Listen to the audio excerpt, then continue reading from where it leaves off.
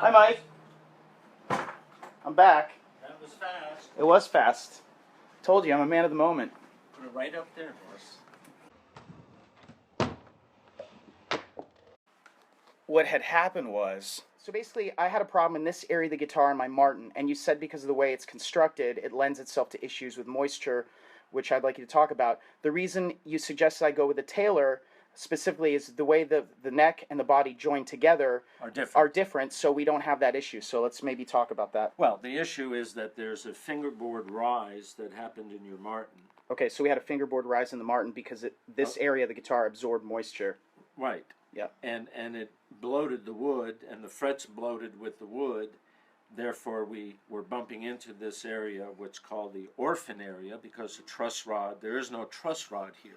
It starts further up. So yeah, that's why the truss rod adjustment didn't help the relief issue that I was having with the buzzing. And this is the new guitar. I'd only had it for a month and a half.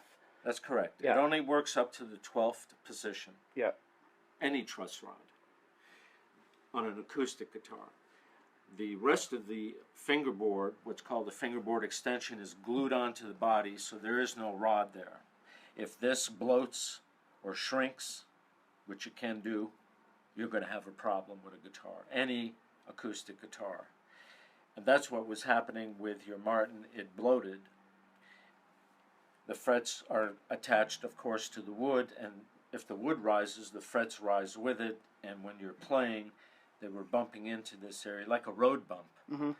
And you were getting fret buzz, no matter if you played a G chord or an open E or a single note. No matter what I did, anywhere from here up, basically anything I played, there's still the issue happening here. Right. And the way you showed me to spot that is we held down the F, and then we at the same time depressed to bottom out the low E. The low E, and when we look down the neck by pressing on the F, by basically hitting this fret and this fret here, we were able to see that we were making contact right in this area, and that's how we were able to diagnose that although we had spec clearance here, and although that the truss rod had been adjusted and it didn't help, and the rest of the guitar was set up correctly, we were still getting buzz. And you can imagine how upset I was. I just had the guitar a month and a half, spent money to have a guitar that I was hoping I would never have to buy another one again unless I wanted to. The whole point of spending more money on a guitar was that it would last correctly. So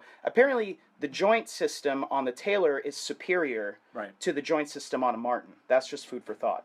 And it's under warranty to a new owner who is the original owner. You were saying that previously what the correct way of building a guitar, as you were taught, was that back when guitars were built more by hand and not the current builders of Martin, which basically stick a piece of wood and it's going to be a straight piece of wood, that in the past traditionally to get over that with a Martin specifically, this isn't going to have the same issue hopefully because of the joint system, you would have given it a slight downward sloping plane to compensate for that because it's fixed. Right. And with the Taylor, it's just not supposed to have that problem. No. So, you know, maybe the older Martins might not have had that issue. Is that what we're also talking about, or? Well, yeah. Because would there be more attention to that particular instrument? If you go back to, the early days of guitar construction, you're talking the 30s, the 40s, the 50s, up to the 60s, and by the 70s it changed because computers and CNC machines became part of the construction process for instruments. The fingerboard was made by technicians or luthiers at the factory, and they did it by hand. And they created a downslope in this upper area because they already knew that there could be some sort of a rise. So we're talking about a downslope which would pitch in this slightly in this direction to compensate in case it did rise. That's correct. But that's back in those days. In the modern times of, CNC machines, things are cut straight like a ruler. And that's that. It's cost effective and it's production. And when you're making, 1,000 guitars a week, automation is convenient. So you don't have that much, unless it's custom built guitars. There are custom builders, independent luthiers like Olson or Gallup. But you're talking $10,000, $14,000 for those type of guitars because they're made by hand. except for the tuning machines and maybe electronics. The entire guitar is made by hand, and those type of techniques are still used. Yeah. With a dovetail joint. Mike, let me ask you, how important is wood grain symmetry on the back of the neck? Because I heard people talk about it. I mean, I looked at it. I didn't see any knots, which is really what I was looking for. Even if it does, that's nature. It's irrelevant. This is a mahogany neck, and it's a pretty good piece of wood. It should not have any problems.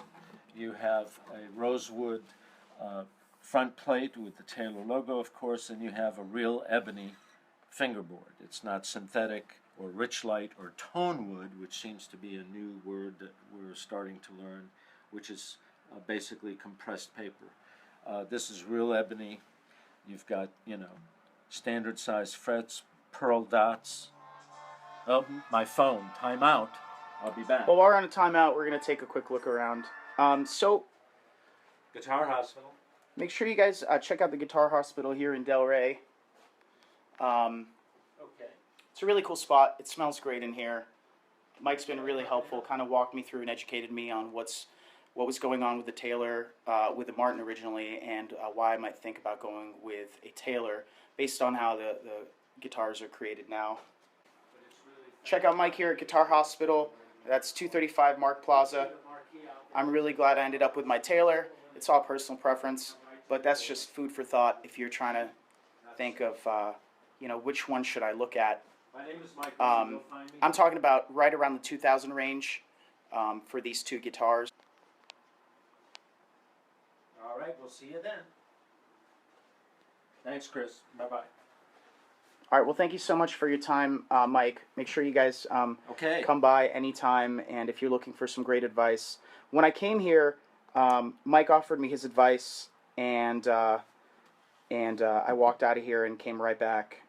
So I really appreciate that, and all good things. So you guys take care of yourselves and each other. Thanks, Mike.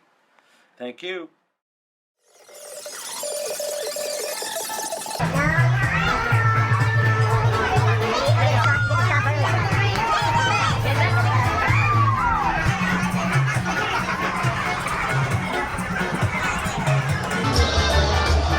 Cheers, guys. For us to see you brought me a bucket. How nice I did.